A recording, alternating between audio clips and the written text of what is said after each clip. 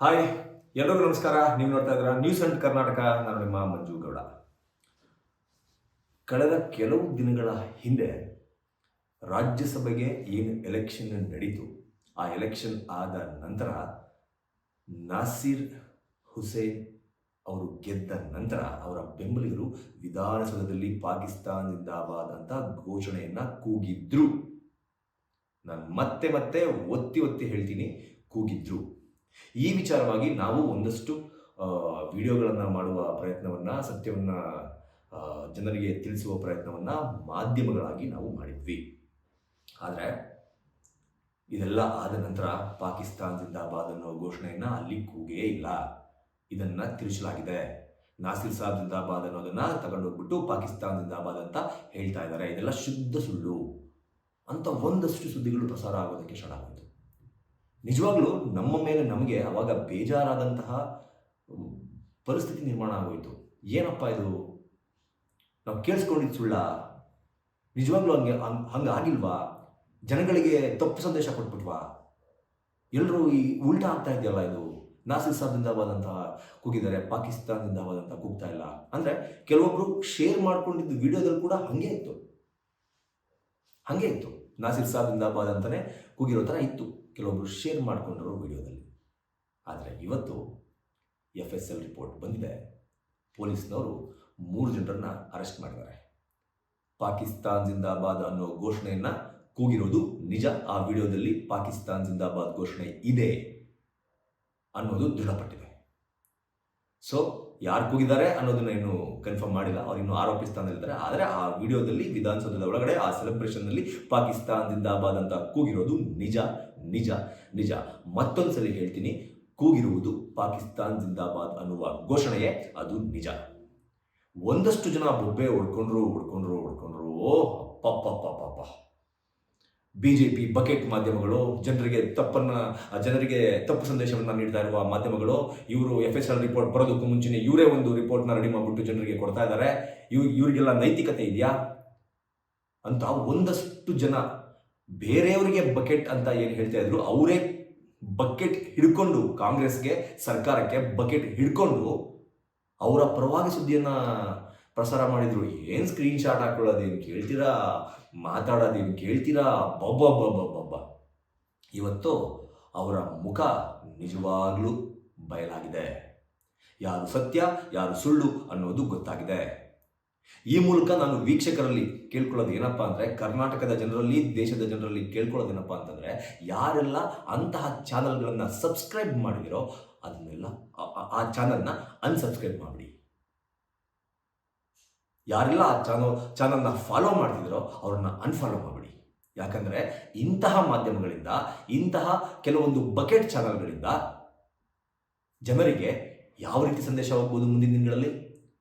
ಪಾಕಿಸ್ತಾನ್ ಜಿಂದಾಬಾದ್ ಅಂತ ಕೂಗಿರುವ ಘೋಷಣೆಯನ್ನು ಸಮರ್ಥನೆ ಮಾಡಿಕೊಂಡು ಅಲ್ಲಿ ಕೂಗೇ ಇಲ್ಲ, ಬರೀ ನಾಸೀರ್ ಸಾಬ್ ಜಿಂದಾಬಾದ್ ಅಂತ ಕೂಗಿದ್ದಾರೆ ಅಂತ ಜನರಿಗೆ ತಪ್ಪು ಸಂದೇಶವನ್ನು ಕೊಡುವ ಇಂತಹ ಬಕೆಟ್ ಚಾನಲ್ಗಳನ್ನು ಮೊದಲು ನಾವು ಧಿಕ್ಕರಿಸಬೇಕು.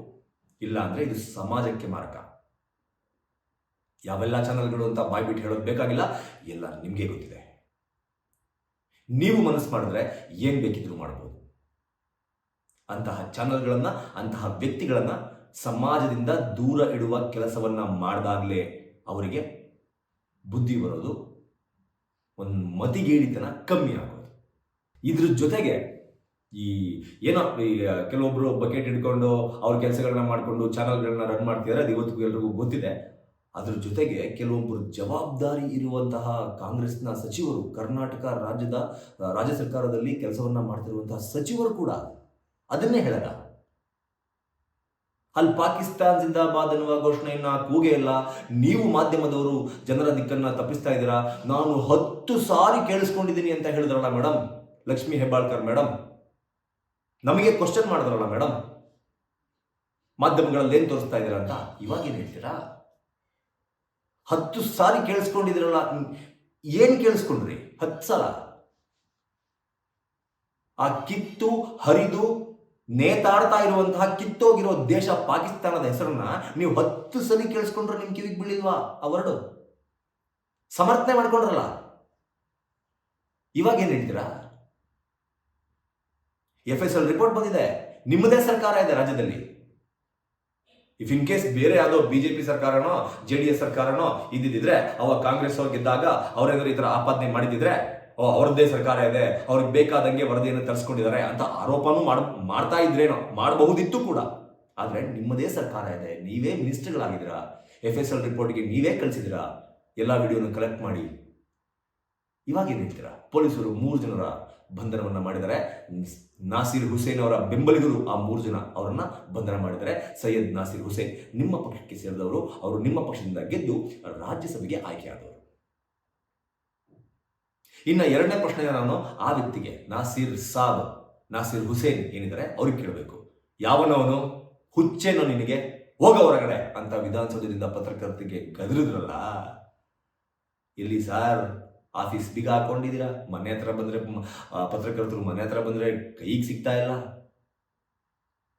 ಆಮೇಲೆ ಒಂದು ಫುಲ್ಲು ಇಷ್ಟಿಷ್ಟು ಉದ್ದ ಮಾತಾಡಿ ಪುಂಖಾನುಪುಂಖವಾಗಿ ಪುಂಗಿದ್ರಲ್ಲ, ಮಾಧ್ಯಮಗಳ ಮೇಲೆ ಮಾನನಷ್ಟ ಮೊಕದ್ದಮೆ ಕೇಸ್ ಹಾಕ್ತೀನಿ ಅಂತ. ಎಲ್ಲಿ ಕಾಣಿಸ್ತಾನೆ ಇಲ್ಲ ಕಣ್ಣಿಗೆ ಯಾರು?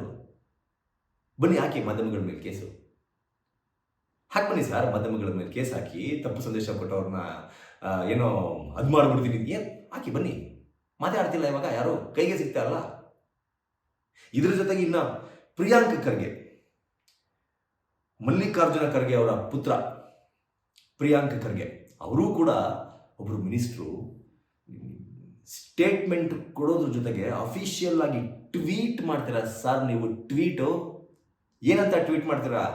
ದೇಶದಲ್ಲಿ ಬಿಜೆಪಿ ಸವಾಲುಗಳನ್ನ ಎದುರಿಸುವ ಸಂದರ್ಭ ಬಂದಾಗಲೆಲ್ಲ ಈ ಪಾಕಿಸ್ತಾನ್ ಜಿಂದಾಬಾದ್ ಎನ್ನುವ ಶಬ್ದ ಸದ್ದು ಮಾಡುತ್ತೆ. ಮಾಧ್ಯಮದ ಸ್ನೇಹಿತರಲ್ಲಿ ಕೇಳಲೇಬೇಕು ಎನಿಸುವ ಒಂದಷ್ಟು ಪ್ರಶ್ನೆಗಳು ಹುಟ್ಟಿಕೊಂಡಿವೆ. ವಿಜಯೋತ್ಸವ ಆಚರಣೆಯ ವೇಳೆ ಅಲ್ಲಿ ಉಪಸ್ಥಿತರಿದ್ದ ಒಂದಷ್ಟು ಮಾಧ್ಯಮ ಸ್ನೇಹಿತರು ಅಲ್ಲಿ ನಾಸೀರ್ ಸಾಬ್ ಜಿಂದಾಬಾದ್ ಅಂತ ಕೂಗಿರೋದಾಗಿ ಹೇಳಿದ್ದಾರೆ. ಅಕಸ್ಮಾತ್ ಅಲ್ಲಿ ಪಾಕಿಸ್ತಾನ್ ಅಂತಾನೆ ಕೂಗಿದ್ರೆ ಎಲ್ರಿಗೂ ಒಂದೇ ತರ ಕೇಳಿಸ್ಬೇಕಿತ್ತಲ್ವಾ? ಏನ್ ಸರ್ ಟ್ವೀಟ್ ಇದು? ಅಕಸ್ಮಾತ್ ಆತ ನಿಜಕ್ಕೂ ಪಾಕಿಸ್ತಾನ್ ಜಿಂದಾಬಾದ್ ಅಂತ ಕೂಗಿದ್ರೆ ಸಹಜವಾಗಿ ಪತ್ರಕರ್ತರ ಪ್ರಜ್ಞೆ ಜಾಗೃತವಾಗಿ ಅವನತ್ತ ಗಮನವನ್ನ ಹರಿಸ್ತಾ ಇದ್ರು, ಅವನತ್ತ ಕ್ಯಾಮರಾವನ್ನ ತಿರುಗಿಸ್ತಾ ಇದ್ರು, ಆತನ ಮೇಲೆ ಮುಗಿ ಬೀಳ್ತಾ ಇದ್ರು. ಆದರೆ ಅಲ್ಲಿ ಪತ್ರಕರ್ತರು ಆತನತ್ತ ಕಿಂಚಿತ್ತೂ ಗಮನವನ್ನ ಹರಿಸೋದಿಲ್ಲ. ಆತ ಹಾಗೆ ಕೂಗಿದ್ದೇ ಆಗಿದ್ದರೆ ಅಲ್ಲಿ ನೆರೆದಿದ್ದವರು ಖಂಡಿತ ಸುಮ್ಮನೆ ಇರ್ತಾ ಇರಲಿಲ್ಲ. ಕೂಡಲೇ ಆ ವ್ಯಕ್ತಿಯನ್ನ ಹಿಡಿದು ಪೊಲೀಸರಿಗೆ ಒಪ್ಪಿಸ್ತಾ ಇದ್ರು. ಪತ್ರಕರ್ತರು ಸೇರಿದಂತೆ ಅಲ್ಲಿ ನೆರೆದಿದ್ದವರ ಮ್ಯಾನರಿಸಂನಲ್ಲಿ ಯಾವುದೇ ಬದಲಾವಣೆ ಆಗೋದೂ ಇಲ್ಲ. ಅಕಸ್ಮಾತ್ ಆ ವ್ಯಕ್ತಿ ಹಾಗೆ ಘೋಷಣೆಯನ್ನ ಕೂಗಿದ್ದರೆ ಅಲ್ಲಿನ ಪತ್ರಕರ್ತರ ದೇಶಭಕ್ತಿ ಜಾಗೃತವಾಗದೆ ಸಹಜವಾಗಿ ಇದ್ದಿದ್ದೇಕೆ? Question mark. ಏನೂ ನಡೆದೇ ಇಲ್ಲ ಎನ್ನುವಂತೆ ನಡೆದುಕೊಂಡಿದ್ದೇಕೆ? Question mark. ಯಾರಿಗೆ? ಮಾಧ್ಯಮದವರಿಗೆ. ಪತ್ರಕರ್ತ ಸ್ನೇಹಿತರೆ ಇದಕ್ಕೆ ಉತ್ತರಿಸಬೇಕು. ಮಾಧ್ಯಮ ಜಾಗೃತವಾಗಲಿ, ಜಾಗೃತ ಮಾಧ್ಯಮ ಜನಕಲ್ಯಾಣಕ್ಕೆ ಕಾರಣವಾಗಲಿ ಈ ರೀತಿ ಭಜನೆಗಳಲ್ಲ. ಈಗ ಯಾರು ಯಾರಿಗೆ ಉತ್ತರ ಕೊಡಬೇಕು ಸರ್? ಎಲ್ಲಿ ಸಚಿವ ಪ್ರಿಯಾಂಕ್ ಖರ್ಗೆ ಅವರು ಎಲ್ಲಿ ಕುಳಿತಿದ್ದಾರೆ? ಪತ್ರಕರ್ತರಿಗೆ ಪ್ರಶ್ನೆ ಮಾಡಿದ್ರಲ್ಲ ಸರ್, ನೀವು ಅಲ್ಲೇ ಇದ್ದಿದ್ರೆ ನೀವು ಹಿಡಿಬೇಕಾಗಿತ್ತು, ನೀವು ಅದು ಕ್ಯಾಮ್ರಾ ತಿರುಗಿಸ್ಬೇಕಾಗಿತ್ತು, ಮೈಕ್ ಹಿಡಿಬೇಕಾಗಿತ್ತು, ನಿಮ್ಮ ಅಟೆನ್ಷನ್ನ ಕಂಪ್ಲೀಟ್ ಆಗಿ ಅವ್ರ ಮೇಲೆ ಹಾಕ್ಬೇಕಾಗಿತ್ತು. ನಾನು ವಿಡಿಯೋ ನೋಡಿದ್ದೀನಿ, ಆ ಥರದ್ದು ಯಾವುದು ಕಾಣಿಸೇ ಇಲ್ಲ, ಅಲ್ಲಿ ಆ ಥರದ ಶಬ್ದ ಬಳಕೆ ಆಗೇ ಇಲ್ಲ. ಬಿಜೆಪಿಗೆ ಈ ಥರದ್ದೆಲ್ಲ ಆದಾಗ ಪಾಕಿಸ್ತಾನ ಅನ್ನುವ ಒಂದು ಶಬ್ದ ನೆನಪಿಗೆ ಬಂದ್ಬಿಡುತ್ತೆ, ಪಾಕಿಸ್ತಾನ ಪ್ರೇಮ ಜಾಸ್ತಿ ಆಗ್ಬಿಡುತ್ತೆ. ಆಮೇಲೆ ಏನು ಹೇಳ್ತೀರಿ? ಮಾಧ್ಯಮ ಜಾಗೃತವಾಗಲಿ, ಜಾಗೃತ ಮಾಧ್ಯಮ ಜನಕಲ್ಯಾಣಕ್ಕೆ ಕಾರಣವಾಗಲಿ ಈ ರೀತಿ ಭಜನೆಗಳಲ್ಲ. ಮಾಧ್ಯಮ ಜಾಗೃತವಾಗೇ ಇದೆ. ನಿಮ್ಮಂಥವರು ಮಾಧ್ಯಮಗಳನ್ನು ಸೇರಿದಂತೆ ಜನರ ದಿಕ್ಕನ್ನ ತಪ್ಪಿಸುವ ಕೆಲಸವನ್ನ ನೀವು ಮಾಡ್ತಾ ಇದ್ದೀರಾ. ಮೊದಲು ನಿಮ್ಮಂತ ರಾಜಕಾರಣಿಗಳು ಜಾಗೃತರಾಗಬೇಕು. ಯಾವ ವಿಡಿಯೋನ ಕೇಳಿಸ್ಕೊಂಡಿದ್ದೀವಲ್ಲ? ಹೌದು, ಕೂಗಿದ್ದಾರೆ, ನಾಸೀರ್ ಸಾಬ್ ಜಿಂದಾಬಾದ್ ಅಂತ ಕೂಗಿದ್ದಾರೆ, ಇಲ್ಲ ಅಂತ ನಾವು ಹೇಳ್ತಾ ಇಲ್ಲ. ನಾಸೀರ್ ಸಾಬ್ ಜಿಂದಾಬಾದ್ ಅಂತ ಕೂಗಿರೋ 10 ಸೆಕೆಂಡ್ ವಿಡಿಯೋ ಮಾತ್ರ ಕೇಳಿಸ್ಕೊಂಡ್ಬಿಟ್ಟು ಅದರಲ್ಲಿ ಪಾಕಿಸ್ತಾನ್ ಜಿಂದಾಬಾದ್ ಅಂತ ಇಲ್ಲ ಅಂದ್ರೆ, ಹೌದ್ರಿ 10 ಸೆಕೆಂಡ್ ವಿಡಿಯೋದಲ್ಲಿ ಪಾಕಿಸ್ತಾನ್ ಜಿಂದಾಬಾದ್ ಅಂತ ಇರಲ್ಲ. ಪೂರ್ತಿ ವಿಡಿಯೋ ಕೇಳಿಸ್ಕೋಬೇಕು ಸ್ವಾಮಿ. ಪೂರ್ತಿ ವಿಡಿಯೋನ ಕೇಳಿಸ್ಕೊಂಡಾಗ ಗೊತ್ತಾಗುತ್ತೆ ಅದರಲ್ಲಿ ನಾಸೀರ್ ಸಾಬ್ ಜಿಂದಾಬಾದ್ ಜೊತೆಗೆ ಪಾಕಿಸ್ತಾನ್ ಜಿಂದಾಬಾದ್ ಎನ್ನುವ ಪದ ಕೂಡ ಇತ್ತು ಅನ್ನೋದು ಪೂರ್ತಿ ವಿಡಿಯೋ ಕೇಳಿಸ್ಕೊಂಡ ಮೇಲೆ ಗೊತ್ತಾಗುತ್ತೆ. ಅದನ್ನ ಬಿಟ್ಟು ನಿಮ್ಗೆ ಎಷ್ಟು ಬೇಕೋ ಅಷ್ಟನ್ನ ಮಾತ್ರ ಕೇಳಿಸ್ಕೊಂಡು ನಿಮಗೆ ಯಾವುದು ಬೇಡವೋ ಅದನ್ನ ಕಟ್ ಮಾಡಿ ಬಿಸಾಕ್ಬಿಟ್ಟು ನಿಮಗೆ ಏನು ಬೇಕೋ ಅದನ್ನ ಮಾತ್ರ ಅಪ್ಲೋಡ್ ಮಾಡಿಬಿಟ್ಟು ಮಾಧ್ಯಮದ ಮಿತ್ರರಿಗೆ, ಮಾಧ್ಯಮದವರಿಗೆ ಪ್ರಶ್ನೆ ಮಾಡೋದು. ಇದಕ್ಕೆ ಇವಾಗ ನೀವು ಏನಂತ ಉತ್ತರ ಕೊಡ್ತೀರಾ? ಅದ್ರ ಜೊತೆಗೆ ಒಂದಷ್ಟು ಸ್ಕ್ರೀನ್ಶಾಟ್ಗಳನ್ನ ಕೂಡ ನೀವು ಶೇರ್ ಮಾಡಿದ್ರಿ. ಒಂದಷ್ಟು ಸ್ಕ್ರೀನ್ಶಾಟ್ಗಳನ್ನ ಕೂಡ ಶೇರ್ ಮಾಡಿ ಯಾರ್ಯಾರೋ ಹಾಕೊಂಡಿದ್ರು. ಇವರೆಲ್ಲ ಬಕೆಟ್ ಗಿರಾಕಿಗಳು. ನಾಗಲೇ ಹೇಳಿದ್ನಲ್ಲ, ಇವರೆಲ್ಲ ಬಕೆಟ್ ಗಿರಾಕಿಗಳು. ಈ ಸ್ಕ್ರೀನ್ಶಾಟ್ಗಳನ್ನ ಶೇರ್ ಮಾಡಿಕೊಂಡು ನೀವು ಫ್ಯಾಕ್ಟ್ ಚೆಕ್ ಅನ್ನೋದನ್ನೆಲ್ಲ ಹಾಕೊಂಡು ನೀವು ಪೋಸ್ಟ್ ಮಾಡಿದ್ರಿ. ಇಡೀ ಮಾಧ್ಯಮ ಹೇಳ್ತಾ ಇದೆ. ನಾವು ಕೂಡ ಪದೇ ಪದೇ ಕೇಳಿಸ್ಕೊಂಡು ಆ ಸುದ್ದಿಗಳನ್ನ ಎಲ್ಲ ಮಾಧ್ಯಮಗಳು ಬಿತ್ತರ ಮಾಡಿದೆ. ಆ ಮಾಧ್ಯಮಗಳು ಬಿತ್ತರ ಮಾಡಿದಂತಹ ಸುದ್ದಿಯಲ್ಲಿ ಸ್ಪಷ್ಟವಾಗಿ ಕೇಳಿಸ್ತಾ ಇದೆ. ಆದರೆ ನಿಮಗೆ ಜಾಣ ಕಿವಿಡು ಅಂತಾರಲ್ಲ, ನಿಮ್ಗೆ ಅದು ಏನಾಗಿತ್ತು? ಏನ್ ಕಾಂಗ್ರೆಸ್ನವರೇ ಮಾಡಿಸಿದ್ರು ಅಂತ ಯಾವ್ದಾದ್ರು ಮಾಧ್ಯಮಗಳು ಹೇಳಿದ್ರ? ಕಾಂಗ್ರೆಸ್ನವರಿಂದಾನೇ ಇದೆಲ್ಲ ಆಗಿದೆ ಅಂತ ಯಾವ್ದಾದ್ರು ಮಾಧ್ಯಮಗಳು ಹೇಳಿದ್ರ? ಇಲ್ಲ ಅಲ್ವಾ? ಯಾರಾದರೂ ಸಿದ್ದರಾಮಯ್ಯನವ್ರು ಮಾಡಿಸಿದ್ದಾರೆ, ಪ್ರಿಯಾಂಕಾ ಖರ್ಗೆ ಅವ್ರು ಮಾಡಿಸಿದ್ದಾರೆ, DK ಶಿವಕುಮಾರ್ ಅವ್ರು ಮಾಡಿಸಿದ್ದಾರೆ, ನಾಸಿರ್ ಸಾಬ್ ಅವ್ರು ಮಾಡಿಸಿದ್ದಾರೆ, ಲಕ್ಷ್ಮೀ ಹೆಬ್ಬಾಳ್ಕರ್ ಅವ್ರು ಮಾಡಿಸಿದ್ದಾರೆ ಅಂತ ಯಾರಾದ್ರೂ ಹೇಳಿದ್ರ ಸ್ವಾಮಿ? ಯಾರು ಹೇಳಿಲ್ವಲ್ಲ, ಯಾರು ಹೇಳಿರ್ಲಿಲ್ಲ. ನೀವು ಜವಾಬ್ದಾರಿಯುತ ಮಂತ್ರಿಗಳಾಗಿದ್ರೆ, ಜವಾಬ್ದಾರಿಯುತ ಶಾಸಕರಾಗಿದ್ರೆ ನೀವು ಏನು ಸ್ಟೇಟ್ಮೆಂಟ್ ಕೊಡ್ಬೋದಾಗಿತ್ತು? ಗೊತ್ತಿಲ್ಲ, FSL ರಿಪೋರ್ಟಿಗೆ ಕಳಿಸಿದ್ದೀವಿ, ರಿಪೋರ್ಟ್ ಬಂದ ಮೇಲೆ ಗೊತ್ತಾಗುತ್ತೆ, ಅಲ್ಲಿವರೆಗೂ ವೇಟ್ ಮಾಡಿ, ಮುಂಚೆನೆ ಯಾವುದೇ ನಿರ್ಧಾರಕ್ಕೆ ಬರೋದು ಬೇಡ, ನಾವು ಕಾನೂನಾತ್ಮಕವಾಗಿ ಹೋಗೋಣ, ಹಂಗೇನಾದ್ರೂ ಘೋಷಣೆ ಕೂಗಿದ್ರೆ ಅವರಿಗೆ ತಕ್ಕ ಶಿಕ್ಷೆಯನ್ನ ಕೊಡಿಸೋದಕ್ಕೆ ನಮ್ಮ ಸರ್ಕಾರ ರೆಡಿ ಇದೆ ಅನ್ನುವ ಹೇಳಿಕೆಗಳನ್ನ ಕೊಟ್ಟಿದ್ರೆ ನಿಮ್ಮ ಪ್ರೌಢತೆಗೆ, ನಿಮ್ಮ ಪ್ರೌಢಿಮೆಗೆ ಒಂದು ಸೆಲ್ಯೂಟ್ ಹೊಡಿತಾ ಇದ್ವಿ ನಾವೆಲ್ಲ. ಅದನ್ನು ಬಿಟ್ಟು ಸಮರ್ಥನೆ ಕೂಗೇ ಇಲ್ಲ, ಗುರು ವಿಧಾನಸೌಧದೊಳಗೆ ಕೂಗೇ ಇಲ್ಲ, ಹಾಗೇ ಇಲ್ಲ, ಇದೆಲ್ಲ ಮಾಧ್ಯಮಗಳ ಸೃಷ್ಟಿ ಅನ್ನೋ ಥರ ಮಾತಾಡಿದ್ರು. ಇದರಿಂದ ಏನು ಗೊತ್ತಾಗುತ್ತೆ ಗೊತ್ತಾ? ನಿಮ್ಮನ್ನ ಆರಿಸಿ ಕಳಿಸಿದಂತಹ ಕ್ಷೇತ್ರದ ಜನ ತಲೆ ತಗ್ಗಿಸುವ ಹಾಗಾಗುತ್ತೆ. ನಿಮ್ಮನ್ನ MLA ಮಾಡಿಬಿಟ್ಟು ಗೆಲ್ಸ್ಬಿಟ್ಟು ಕಳಿಸಿದ್ರಲ್ಲ ವಿಧಾನಸೌಧಕ್ಕೆ, ಇದರಿಂದ ನೀವು ಮಿನಿಸ್ಟರ್ಗಳಾಗಿದ್ರಲ್ಲ, ಆ ಜನ ತಲೆ ತೆಗೆಸುವಂತಹ ಕೆಲಸವನ್ನ ಮಾಡ್ತಾ ಇದ್ದಾರೆ. ನೀವು ಮಾತನಾಡುವ ಪ್ರತಿ ಮಾತು ನಿಮ್ಮ ಜನರನ್ನ, ಅಂದ್ರೆ ನಿಮ್ಮನ್ನ ಆಯ್ಕೆ ಮಾಡಿ ಕಳಿಸಿದಂತಹ ಜನರನ್ನ ಪ್ರತಿನಿಧಿಸ್ತಾ ಇರುತ್ತೆ ಅನ್ನೋದು ತಲೆಯಲ್ಲಿ ಇದ್ದಿದ್ದಿದ್ರೆ ನೀವು ಈ ಥರ ಮಾತಾಡ್ತಾ ಇರಲಿಲ್ಲ. ಇವಾಗ ನೀವು ಸಮರ್ಥನೆ ಮಾಡ್ಕೊಂಡ್ರಲ್ಲ, ಕೂಗೇ ಇಲ್ಲ ಅಂತ, ನಿಮ್ಮ ಕ್ಷೇತ್ರದ ಜನರಿಗೆ ಎಷ್ಟು ನೋವಾಗಿರಬೇಡ. ಏನಿದು, ನಾವು ಇವ್ರನ್ನ ಹಾರಿಸಿ ಕಳಿಸಿದ್ದು, ಪಾಕಿಸ್ತಾನ ಜಿಂದಾಬಾದ್ ಅಂತ ಕೂಗೇ ಇಲ್ಲ ಅಂತ ಸುಳ್ಳು ಹೇಳಿ ಮಾಧ್ಯಮಗಳ ಮುಂದೆ ಮಾತಾಡಿದ್ರಲ್ಲ, ಇವ್ರನ್ನ ನಾವು ಆರಿಸಿ ಕಳಿಸಿ MLA ಮಾಡಿ ಮಿನಿಸ್ಟರ್ ಆಗುವಾಗ ಮಾಡಿದ್ದು ಅಂತ ಅವ್ರಿಗೆ ಬೇಜಾರಾಗಿರಲ್ವಾ ಸ್ವಾಮಿ? ನಿಮ್ಮನ್ನು ಆರಿಸಿ ಕಳಿಸಿದ್ದಕ್ಕೆ ಪಾಪ ಅವರಿವತ್ತು ತಲೆ ತಗ್ಗಿಸುವಂತಹ ಕೆಲಸವನ್ನ ನೀವು ಆಲ್ರೆಡಿ ಮಾಡಿಬಿಟ್ಟಿದ್ದೀರ. ಇವಾಗ ಇದಕ್ಕೆ ನೀವೇನು ಉತ್ತರ ಕೊಡ್ತೀರಾ?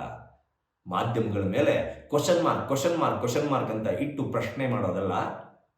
ನೀವು ಮಾಡಿದ ಪ್ರಶ್ನೆಗೆ ಇವತ್ತು ಉತ್ತರ ಕೊಟ್ಟಿದೆ, ಉತ್ತರ ಸಿಕ್ಕಿದೆ. ಈಗ ನೀವೇನು ಉತ್ತರ ಕೊಡ್ತೀರಾ? ನೀವು ಆಡಿದಂತಹ ಪ್ರತಿ ಮಾತಿಗೂ, ನಿಮ್ಮ ಪದ ಪುಂಜಗಳಿಂದ ಉದುರಿದಂತಹ ಪ್ರತಿ ಪದಗಳಿಗೂ ಏನು ಉತ್ತರ ಕೊಡ್ತೀರಾ? ಉತ್ತರ ಕೊಡಬೇಕು. ದೇಶದ ಮುಂದೆ, ಮಾಧ್ಯಮಗಳ ಮುಂದೆ ಬಂದು ನಿಂತು ಬೇಷರತ್ತಾಗಿ ತಪ್ಪಾಯಿತು ಅಂತ ಕೈ ಮುಗಿದು ಜೋಡಿಸಿ ಕ್ಷಮೆ ಕೇಳಬೇಕು. ನಾವು ಆತುರದಿಂದ ಮಾತಾಡ್ಬಿಟ್ವಿ, ನಾವು ಆತುರದಿಂದ ಟ್ವೀಟ್ ಮಾಡಿಬಿಟ್ವಿ, ನಮಗೆ ಗೊತ್ತಾಗಲಿಲ್ಲ, ನಮ್ಮನ್ನ ಕ್ಷಮಿಸಿ ಅಂತ ದೇಶದ ಜನರ ಕ್ಷಮೆಯನ್ನ ಕೇಳಬೇಕು. ನಿಮ್ಮ ಕ್ಷೇತ್ರದ ಜನರ ಕ್ಷಮೆಯನ್ನ ಕೇಳಬೇಕು. ಅದರ ಜೊತೆಗೆ ಮಾಧ್ಯಮಗಳ ಕ್ಷಮೆಯನ್ನ ಕೇಳಬೇಕು. ಬಾಯಿಗೆ ಬಂದಂಗೆ ಬೇಕಾಬಿಟ್ಟಿ ಮಾತಾಡೋದಕ್ಕೆ ಮಾಧ್ಯಮಗಳ ಮೇಲೆ ನಾವೇನು ಬಿಟ್ಟು ಬಿದ್ದಿಲ್ಲ ಸ್ವಾಮಿ, ಬಿಟ್ಟು ಬಿದ್ದಿಲ್ಲ. ಈಗಲಾದರೂ ಬಂದು ಕ್ಷಮೆ ಕೇಳಿ ನಿಮ್ಮ ಮರ್ಯಾದೆಯನ್ನ ಅಲ್ಪ ಸ್ವಲ್ಪವಾದರೂ ಉಳಿಸಿಕೊಳ್ಳುವ ಕೆಲಸವನ್ನ ಜವಾಬ್ದಾರಿಯುತ ಸ್ಥಾನದಲ್ಲಿರುವ ಸಚಿವರುಗಳು ಮಾಡಬೇಕು. ಆದಷ್ಟು ಬೇಗ ಬಂದು ಜನರ ಮುಂದೆ ಸಾರಿ ಕೇಳಿ ಇರುವ ಅಲ್ಪ ಸ್ವಲ್ಪ ಮರ್ಯಾದೆಯನ್ನ ಮುಂದಿನ ದಿನಗಳಲ್ಲಿ ಉಳಿಸಿಕೊಂಡ್ರೆ ಒಳ್ಳೆಯದು. ಇಲ್ಲವಾದರೆ ನಾನು ಮುಂಚೆನೆ ಹೇಳ್ದಂಗೆ ಇನ್ನೇನು ಲೋಕಸಭಾ ಎಲೆಕ್ಷನ್ ಬರ್ತಾ ಇದೆ, ಆ ಲೋಕಸಭಾ ಎಲೆಕ್ಷನ್ನಲ್ಲಿ ನೀವು ಮಾಡುತ್ತಿರುವ ಇಂತಹ ಪ್ರತಿಯೊಂದು ತಪ್ಪಿಗೂ ಜನ ಯಾವ ರೀತಿ ಬುದ್ಧಿ ಕಲಿಸ್ತಾರೆ ಅನ್ನೋದನ್ನ ಈ ಎಲೆಕ್ಷನ್ನಲ್ಲಿ ತೋರಿಸ್ತೀವಿ. ಯಾಕೆಂದ್ರೆ ನಾನು ಕೂಡ ಒಬ್ಬ ಮತದಾರ, ನನಗೂ ಕೂಡ ಒಂದು ವೋಟ್ ಹಾಕೋ ರೈಟ್ ಇದೆ. ಬೇರೆ ಏನೋ ಆಗಿದ್ದಿದ್ರೆ ಕಾಂಪ್ರಮೈಸ್ ಆಗ್ಬಿಡುವುದಾಗಿತ್ತೋ ಏನೋ, ಬೇರೆ ಯಾವುದೋ ವಿಚಾರ, ನಮ್ಮ ದೇಶದ ಆಂತರಿಕ ವಿಚಾರ ಏನೋ ಗೊತ್ತಿಲ್ಲದೆ ಮಾತಾಡಿದ್ರೆ ಬಿಡಪ್ಪ ಅಂತ ಪಾಕಿಸ್ತಾನ ಜಿಂದಾಬಾದ್ ಅಂತ ಹೇಳಿದ್ದನ್ನ ಸಮರ್ಥನೆ ಮಾಡ್ಕೋತಿರಲ್ರಿ. ಪಾಕಿಸ್ತಾನದಿಂದ ಬಂದು ಕೇಳಿಸೇ ಇಲ್ಲ ಅಂತ ಹೇಳ್ರಿ. ಟ್ರೇಲರ್ ನೋಡ್ಬಿಟ್ಟು ಪಿಕ್ಚರ್ ಹೆಂಗಿದೆ ಅಂತ ಹೇಳೋದಲ್ಲ, ಫುಲ್ ಪಿಕ್ಚರ್ ನೋಡಬೇಕು. ಫುಲ್ ಪಿಕ್ಚರ್ ನೋಡಿ ಪಿಕ್ಚರಲ್ಲಿ ಏನೇನಿದೆ ಅಂತ ತಿಳ್ಕೋಬೇಕು. ಬರೀ ಟ್ರೇಲರ್ ನೋಡ್ಬಿಟ್ಟೆ ಇದರಲ್ಲಿ ಅಂಥದ್ದು, ಈ ಪಿಕ್ಚರಲ್ಲಿ ಅಂಥದ್ದು ಏನು ಇಲ್ವೇ ಇಲ್ಲ ಅನ್ನೋ ಸ್ಟೇಟ್ಮೆಂಟ್ಗಳನ್ನ ಕೊಡಬಾರ್ದು. ಕೊಟ್ಟರೆ ಹೀಗಾಗುತ್ತೆ. ನಮಸ್ಕಾರ.